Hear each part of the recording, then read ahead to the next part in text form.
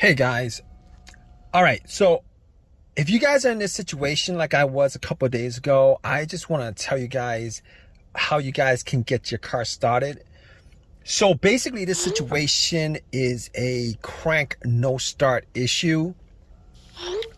So basically my car worked fine for the longest time. I had no issues whatsoever. Battery was good. Haven't had battery issues at all. And out of nowhere, I parked it, got a crank no start issue. And the thing about it is, it drove fine the whole entire day, had no issues whatsoever. I went to a bunch of places. I drove it to the store, to the pet shop. I even got a couple of goldfishes when this occurred. It was pretty much at the end of the day. All right. Got some goldfishes at PetSmart. Went to a CVS to pick up something to drink. And got back out. Tried to start my car. And all I got was a crank. But it would not run. Crank, it would not run. Crank, it would not run. And I tried to start it multiple times. So I was a little bit worried because it's very, very, very warm out. And probably like in the mid 90s. Had some goldfish in a bag. And I was worried that those goldfishes might die. So I was a little bit stressed out with the whole situation. All right. I did get something to drink. I did get a can of Coke in Arizona. And they were kind of cold. So I actually put it in the bag where the goldfish were and hoping that the goldfishes would survive. But that's neither here nor there. And so I turned on my headlights, all right, just to see whether it could be a battery issue because the battery was never changed. I did not know the condition of the battery or how old the battery was. Did not know the condition of the battery terminals, etc., etc. But I know that I didn't have any issues previous to this. I turned on my headlights, went out, checked. The headlights were very, very bright. The cranks were very, very strong. It wasn't like it was struggling to crank. It wasn't like it was struggling to crank at all. It was the cranks were very, very strong. All right. Now, knowing from previous experiences, if the battery is weak, I would normally get a weak crank. Like it would try to start, but it wouldn't.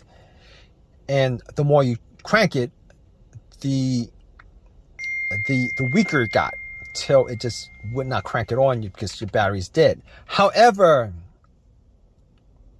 I was getting strong cranks, but I had to eliminate the battery 100% in this situation because you never know, because there's like a lot of electrical parts in the car and you never know. All right. Well, you kind of know, but you never really know because when it comes to troubleshooting vehicles, I want to just go down the list and just eliminate one after another, after another, after another. All right. So I actually got to the battery and I was looking at it. Now, I didn't know what shape the battery was in. It did look really old. The terminals were really dirty and the terminals were a little bit loose. So what I did was I took the terminals off. I got some paper towel. I took my Coke and poured it on the terminals, cleaned it up as best I could, and cleaned off a lot of the green, whitish stuff that was on there. Popped it back on, tried to start it, and did the same thing. Strong crank won't start. It didn't start. Strong crank didn't start. So I was thinking to myself, you know what? I was still getting a strong crank after like cranking it 7 times. And to me, that pretty much says that the battery is pretty good. Even though the battery looked kind of old, pretty old, but it was under the hood. It was the battery. You know, after a while, if you put anything and not look at it after a while, you get dust on it and dirt and all that grime and all that stuff, right? So I was thinking to myself, 90% sure it's not the battery. I can't say 100%. You can never rule out, you can never rule that out unless you're able to get the car started, or are you able to test it out? So I didn't really have a jumper on me. I didn't have a jump pack to jump it. So I wasn't able to test, say 100% it was in the battery. But seeing as how the headlights were bright and it was cranking strong after 7 tries, I eliminated the battery altogether.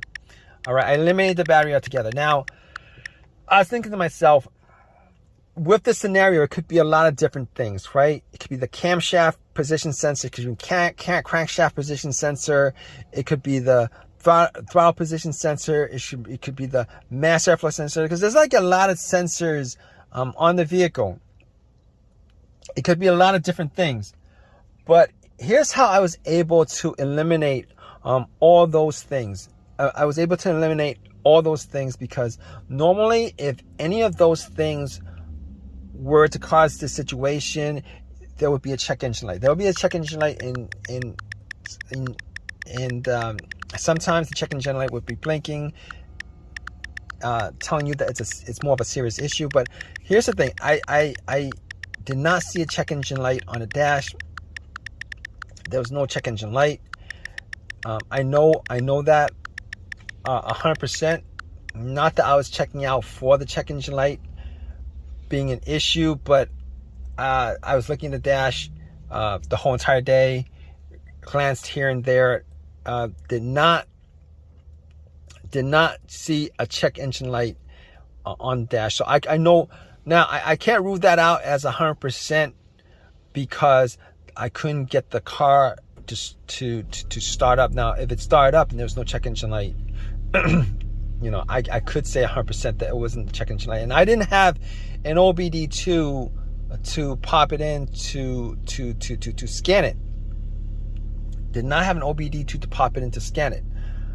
However, I was going to rule that out because I was going through scenarios as best as I can because it was getting pretty warm and my goldfish, my goldfishes were gonna die. So I was like, all right. Should I call AAA? Maybe I could go back into CVS with the goldfish and put it in the in the fridge, you know.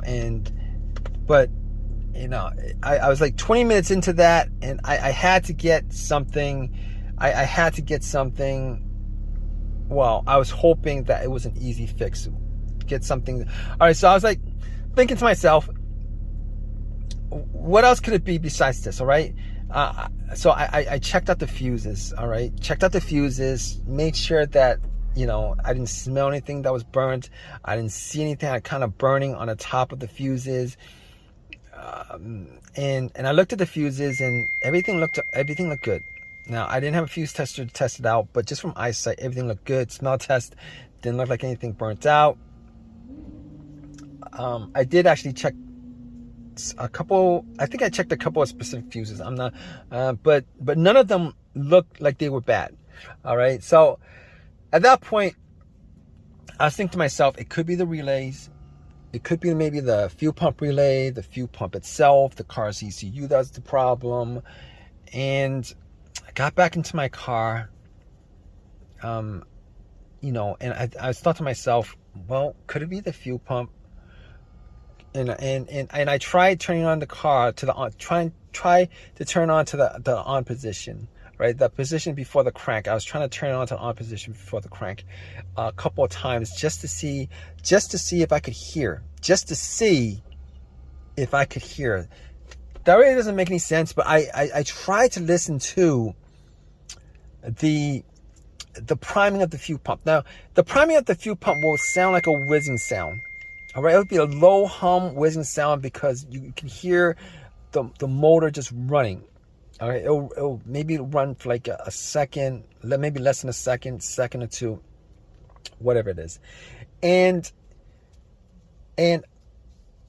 I was able to make out that it wasn't the fuel pump because I could hear the humming.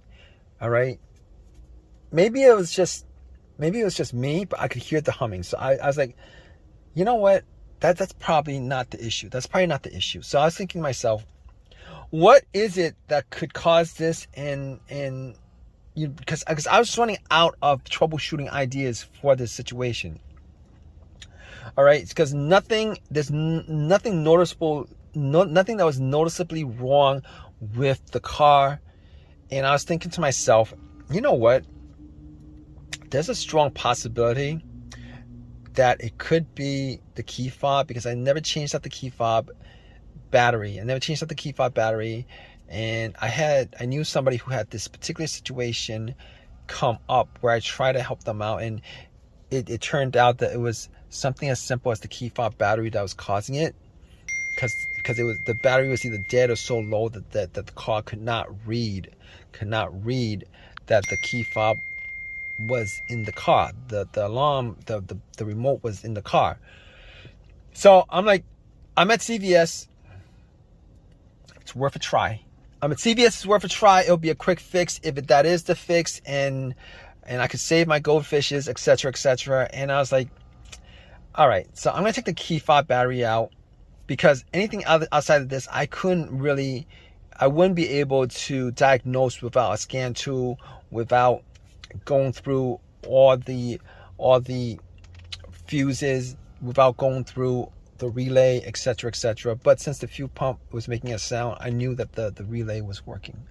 But anyway, I took a chance on it, hoping that maybe I could fix the situation and just get home real fast. So key fob, I went to CVS, bought a battery. I took the key fob battery out because there's variations of the flat batteries, so I matched it up, put the battery in, ran back to my car, and tried to start it. Crossed my fingers, hoping that it would start, so that the goldfishes would, I could save the lives of the goldfishes, and get my car started without having to put in any more money outside of the $6 or $7 that I spent on the battery. And I turned it on. I tried to crank it. It cranked and it turned on. It cranked and it turned on, guys. So I was relieved, and I've had no issues with it since. I was relieved. I had no issues with it ever since.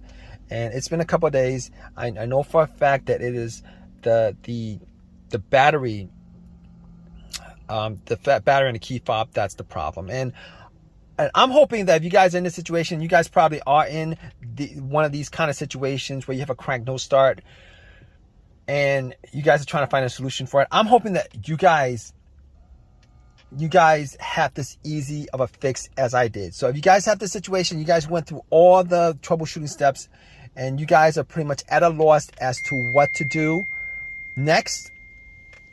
All right, spend $6, get a brand new key fob battery. Take the key fob battery out of take the old key fob battery out of your remote, swap it out, and then try to start it. Hopefully you guys have as much as an easy fix as I did with my car.